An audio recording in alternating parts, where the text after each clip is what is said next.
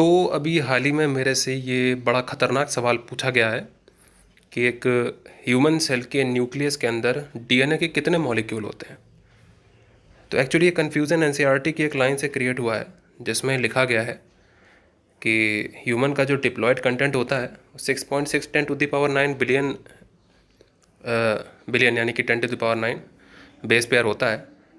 और अगर इनके बीच की दो बेस पेयर्स के बीच की अगर डिस्टेंस निकालें तो उसके अकॉर्डिंग अगर आप कैलकुलेट करते हो तो 2.2 मीटर कुल डीएनए की लेंथ आती है। तो यहाँ से कन्फ्यूज़न ये निकल के आया है कि क्या ह्यूमन के न्यूक्लियस में 2.2 मीटर लंबा एक डीएनए का मॉलिक्यूल होता है जो बाद में कंडेंस हो के क्रोमोसोम बना लेता है। ये बात बिल्कुल सही है कि 2.2 मीटर लंबा एक डीएनए का मॉलिक्यूल होता है और यही कंडेंस होकर क्रोमोसोम बनाता है। लेकिन कन्फ्यूज़न यहाँ पर यह है कि अगर एक कंटिन्यूअस 2.2 मीटर लंबा हमारे पास डीएनए का मॉलिक्यूल है और एक कंडेंस होता भी है तो ये एक ही क्रोमोसोम तो बना पाएगा। जबकि जब हम कैरियोटाइप देखते हैं इंसान का तो उसमें हमें 46 क्रोमोसोम नज़र आते हैं जिसमें 44 ऑटोसोम होते हैं, 44 ऑटोसोम, और बाकी सेक्स क्रोमोसोम होते हैं XX या XY। तो यहीं से एक कन्फ्यूज़न क्रिएट हुआ उस बच्चे के मन में कि 2.2 मीटर लंबा एक ही डीएनए मॉलिक्यूल है, अगर 2.2 मीटर लंबा एक धागा है जो बाद में कंडेंस होकर क्रोमोसोम बनाता है, तो वो 46 क्रोमोसोम कैसे बना देता है? क्योंकि 46 अलग अलग क्रोमोसोम बनाने के लिए उस 2.2 मीटर लंबे डीएनए मॉलिक्यूल को टूटना पड़ेगा, और टूटने के बारे में कहीं पर कुछ भी नहीं लिखा है क्योंकि टूटता है ही नहीं। जब मेरी तैयारी चल रही थी नीट की तो मेरे दिमाग में भी ये सवाल आया था, और डॉक्टर अली एक किताब आती है बायोलॉजी की प्रैक्टिस बुक है, उसमें इस तरह के सवाल दिए हुए थे कि कितने डीएनए मॉलिक्यूल होते हैं।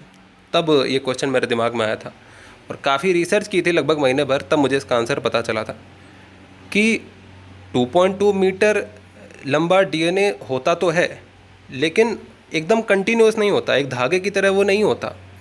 इसे इस तरह माना जा सकता है कि 46 अलग अलग धागे पड़े हुए हैं डीएनए के जो मेटाफेज के टाइम पे कंडेंस होकर 46 क्रोमोसोम बना लेते हैं। ये है असल में रियलिटी।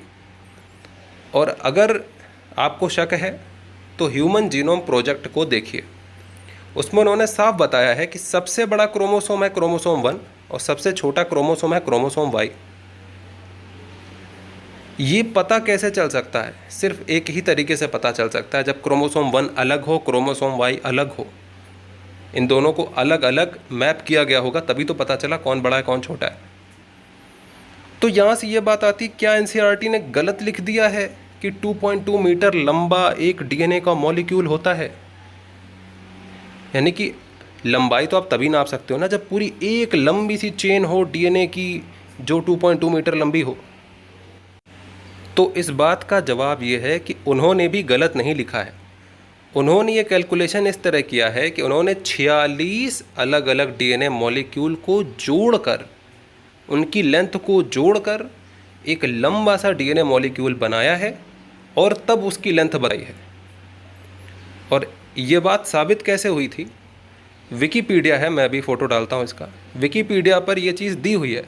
हर क्रोमोसोम की लंबाई, उसमें कितने बेस पेयर हैं, सब कुछ अलग अलग उसमें बताया गया है।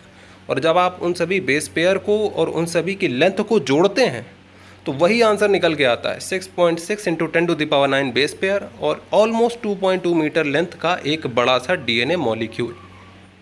तो अब इस जानकारी का फ़ायदा क्या है? इस जानकारी का फ़ायदा आपको सेल साइकिल के टाइम पे पता चलेगा। जब आप ये देखते हैं कि सेल का जो न्यूक्लियर मटेरियल है वो डबल हो गया है माइटोसिस के टाइम पे, और अब 46 नई वाली सेल में और 46 जो मदर सेल है उसमें बने रहे, तो ये 46 जो एक उधर चला गया एक इधर चला गया, इसका कॉन्सेप्ट यहाँ से बड़ा क्लियर हो जाता है। असल में कहानी बना के पढ़ना ज़्यादा सूटेबल होता है। तो कहानी कुछ इस तरह बनती है कि एक सेल है, सेल में न्यूक्लियस है और न्यूक्लियस में डीएनए का मॉलिक्यूल है, डीएनए का मॉलिक्यूल क्रोमोसोम बनाता है, यही क्रोमोसोम माइटोसिस के टाइम पे डबल होके डिवाइड हो जाते हैं। लेकिन जब आपको ये पता चलता है कि डीएनए का एक ही मॉलिक्यूल है जो 2.2 मीटर लंबा है, तो ये दिमाग में कन्फ्यूज़न आता है कि इतने सारे क्रोमोसोम फिर कैसे बन गए, वो भी एक ही मॉलिक्यूल से, क्योंकि मॉलिक्यूल को टूटना तो बताया ही नहीं गया है कहीं पे।